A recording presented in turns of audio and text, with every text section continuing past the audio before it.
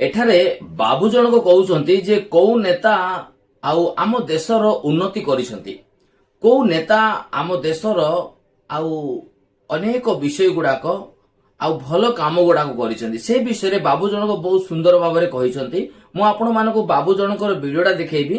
ଆପଣମାନେ ସେ ମହାନ ବାବୁକୁ ଆପଣମାନେ ଜାଣିଥିବେ, ଯୋଉ ବାବୁ କି ସଦା ସର୍ବଦା ଖ୍ରୀଷ୍ଟିଆନ ଆଉ ମୁସଲମାନ ମାନଙ୍କର ବିରୁଦ୍ଧରେ ଆଉ ଖ୍ରୀଷ୍ଟିଆନର କେବଳ ନୁହେଁ ସମସ୍ତ ସାରା ଜଗତର ଯାହାକୁ ପ୍ରଭୁ ବୋଲି ସ୍ୱୀକାର କରୁଛନ୍ତି ପ୍ରତ୍ୟେକ ଯିବା ସେ ପ୍ରଭୁ ଯୀଶୁ ଖ୍ରୀଷ୍ଟଙ୍କୁ ମଧ୍ୟ ସେ ଅନେକ ପ୍ରକାର ନିନ୍ଦା ଆଉ ଗାଳି ଗୁଲଜ କରୁଥିବା ସେ ମହାନ ବ୍ୟକ୍ତିଟା, ଯୋଉ ବ୍ୟକ୍ତି କି ମୁସଲମାନ ମାନେ ଯାହାକୁ ଆଲ୍ଲାହ ଖୁଦା ବୋଲି ମାନନ୍ତି ତାଙ୍କୁ ମଧ୍ୟ ସେ ଗାଳି ଗୁଲଜ କଲା ଭଳିଆ ସେଇଭଳିଆ ମହାନ ବ୍ୟକ୍ତି ଯିଏ ହଉଛି ପାପି ମିଶ୍ର।